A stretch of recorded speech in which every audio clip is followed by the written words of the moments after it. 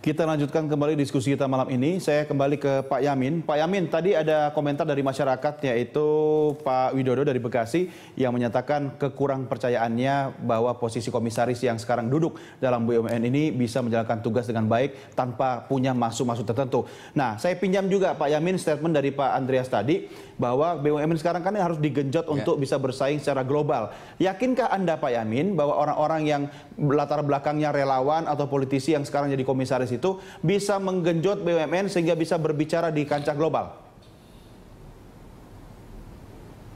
Saya yakin Pak, karena mereka kan latar belakangnya bukan relawan Pak. Latar belakang mereka itu pendidikan mereka.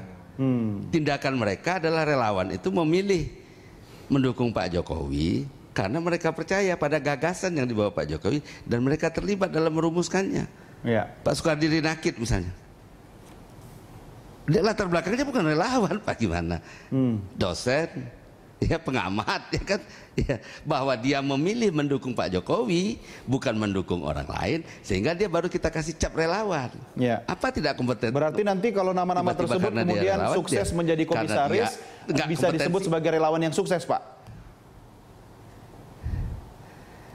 Ya, apa sih relawan itu kan pendeknya peristiwa pilpres itu aja Pak. Ya.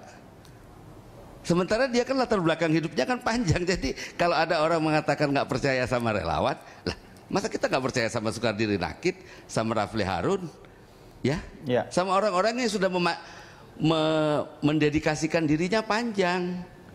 Relawan itu kan sesingkat 6 bulan ketika kita hiruk pikuk pemilihan presiden Pak. Ya. Lalu jadi Pak Yamin begini, kalau misalnya relawan itu sukses, everybody happy. Tapi kalau misalnya nanti dalam menjalankan tugas sebagai komisaris, seorang profesional yang kebetulan jadi relawan itu ternyata gagal, tidak bisa menggenjot, mewujudkan BUMN sebagai BUMN yang gemilang, apakah tidak malah menjadikan nama relawan saya, itu?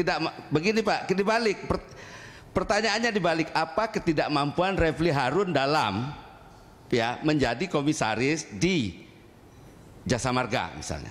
Apa ketidakmampuannya? Bapak dia berarti bisa menilai seorang Rafli Harun sebelum Rafli Harun selesai jadi komisaris, Pak? Iya, bukan. Track recordnya kan sudah kita lihat, Pak. Dia kan yang membongkar akil misalnya. Iya. Ya kan? Apa? So what? Jadi menurut saya ketika dia menjadi relawan 6 bulan, kita kasih cap dia relawan, lantas kita downgrade dia. Relawan jadi komisaris. Kita tidak pernah Rafli Harun jadi komisaris atau Pak Taniari jadi komisaris. Pak Taniari beberapa periode loh duduk di DPR. Ya, betul. Apa tidak kompetennya? Nah, karena dia selama 6 bulan itu menjadi relawan, kita downgrade dia. Nah, saya setuju kita diskusi soal konflik of interest. Itu lebih serius kita bisa diskusi. Apa saja yang dimaksud, etiknya apa? Kita rumuskan. Nah di situ kita bersama-sama mengawasinya. Ya, baik Pak Yamin. Jadi bukan relawan, lantas orang jadi downgrade gitu loh. Oke, baik. Saya juga akan mengundang kembali partisipasi pemirsa, Pak Yamin, Pak Andreas dan juga Pak Zaim melalui telepon. Sudah bergabung bersama kita ini telepon dari jauh dari Banda Aceh. Pak Agung, selamat malam. Selamat malam Pak. Apa kabar Pak? Baik, alhamdulillah. Ya, apa komentar Anda Pak terkait topik malam ini?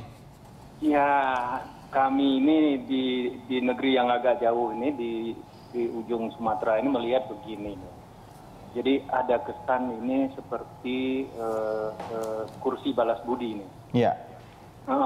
Karena orang-orang yang mendapat kursi ini hampir semuanya orang-orang yang dulu berkeringat pada masa Jokowi sedang dalam proses untuk menjadi presiden. Betul Pak Agung, tapi tadi saya pinjam statementnya Pak Yamin bahwa orang-orang ini kan juga punya kapasitas yang mumpuni Pak. Nggak apa-apa dong jadi komisaris? Kalau memang punya berkompeten ya, itu nggak apa-apa Pak. Tapi yang Anda khawatirkan yang mana nih Pak?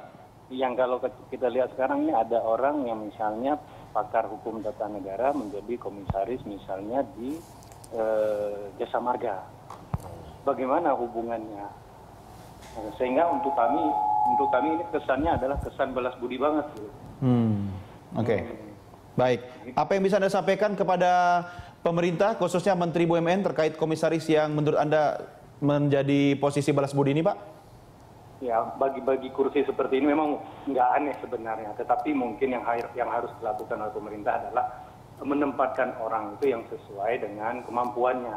Jangan ujuk-ujuk orang yang latar belakangnya ini tiba-tiba ditaruh di perbankan, kan aneh juga gitu. Kalau misalnya memang kemampuannya ada, basicnya di bidang itu ada, ya nggak apa-apa. Tapi kalau seperti ini kan orang tanda tanya. Ya, walaupun mereka ini memiliki kapasitas dan kompetensi, apakah Anda percaya terhadap orang-orang yang duduk jadi komisaris ini sekarang? Beberapa kita percaya, tetapi banyak yang kita nggak percaya. Kenapa begitu, Pak? Karena dasarnya balas budi, bagaimana dia bisa punya... Balas budi kan nggak apa-apa, Pak. Kalau memang dia punya kompetensi gimana? Kalau memang punya kompetensi oke. Tapi kalau misalnya seorang pakar hukum tata negara jadi di infrastruktur kan aneh itu. Oh, oke. Maksud Anda Refli Harun tadi ya? Salah satunya. Agak kurang masuk akal untuk kita ini. Oke, baik. Pak Agung, terima kasih sudah bergabung bersama kami. Selamat malam dan salam buat keluarga di Banda Aceh, di ujung utara Sumatera. Pak Andreas, komentar masyarakat tadi, bagaimana? Saya kira logis juga apa yang disampaikan oleh Pak Agung, kemudian gitu. Dari Banda Aceh, kan soal kompetensi dan Pak Widodo.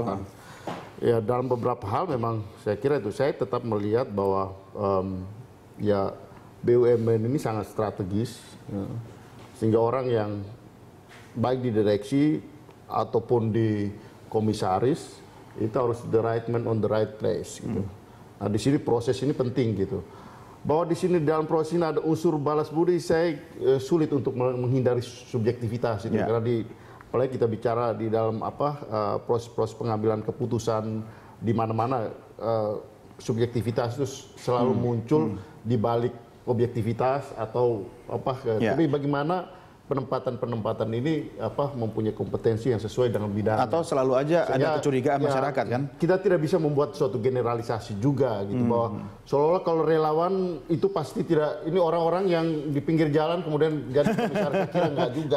Tadi seperti apalagi melihat nama-nama itu kan sebenarnya kan bukan orang pinggir jalan, Pak. Pinggir jalan. Tapi begini Pak Andreas. Saya setuju dengan apa yang disampaikan Pak Yamin tadi, bahwa mereka ini orang-orang yang banyak yang saya kenal kan. Saya tahu mereka orang-orang profesional dalam bidang-bidangnya. Tetapi ketika dia tidak berada pada tempat yang sesuai dengan bidang profesional keahlian dia, nah ini tentu juga akan menjadi Pak Andreas, ini bisa nggak jadi bumerang bagi partai PDI Perjuangan ketika walaupun sekarang PDIP tidak dalam tanda petik ikut intervensi dalam penentuan posisi komisaris di BUMN, tapi ketika nanti mereka tidak memiliki prestasi di pemilu yang akan datang, partai politik tetap dianggap bertanggung jawab. Saya kira masyarakat tahu loh, masyarakat bisa melihat itu dan membedakan itu gitu. Dalam arti bagaimana PDI Perjuangan, ya kita bertanggung jawab terhadap apa yang menjadi porsi kita gitu dalam proses ini. Komisaris bukan porsinya PDI Perjuangan. Bukan soal PDI Perjuangan, ya melihat pada garis kebijakan, garis polisi dari pemerintah dalam hal ini ya pemerintah Pak Jokowi,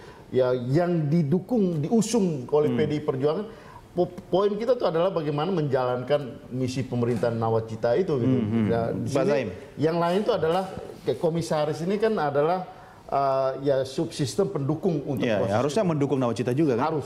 Pertama, saya rasa masyarakat masih agak punya akal sehat tadi ya, suara yang akal sehat melihat. Berarti komisaris nggak akal sehat lebih ya, ya, karena begini, sekali lagi bahwa kalau balas budi itu dalam politik biasa, tapi itu berikanlah pada porsi yang betul, yaitu pada jabatan-jabatan politik. Komisaris bukan jabatan politik. Ketika itu dipakai untuk balas budi politik, pasti bermasalah. Tapi kalau bukan jadi komisaris, di mana lagi, Pak? Ya kan jabatan politik banyak lah, banyak. Dan kalau memang nanti tidak muncul ada, nomenklatur baru hanya untuk menempatkan orang-orang yang dianggap berjasa. Tapi gini, ya, itu tentu sampai batas tertentu saja, tidak bisa kemudian diada-adakan. Ya, yang paling logis kan jadi komisaris, Pak. Ya tidak logis dong. Ini jabatan... Daripada direksi misalnya yang mungkin retensi masyarakat bisa lebih besar kan Pak Andreas kan? Gini. Ya tapi itu ini memang keputusan politik. Tetapi yang relawan itu semua bukan politisi. Ya, cuma kalau saya tadi contoh jadi real di sini juga jangan buat suatu generalisasi. Kompetensi kan tidak terkait dengan pendidikan formal. Dia seorang profesor, katakanlah, atau doktor ahli tata negara. Kenapa tidak dijadikan jaksa agung atau jabatan sudah dipesan Nasdem waktu itu yang sudah cocok dengan itu? Jadi komisaris di Jasa Marga ini kan satu contoh betapa jauhnya pilihan yang bersangkutan latar belakang akademiknya dengan profesinya sekarang. Oke, baik. Sekali lagi bahwa BUMN ini kan perusahaan yang harus profit making, sangat beda karakternya gitu. Oke, Bapak-bapak, saya harus break dulu Pak. Kita akan ikuti news update. Kita akan lanjutkan di segmen berikutnya saat lagi. Pemirsa tetap bersama kami segera kembali sesaat lagi.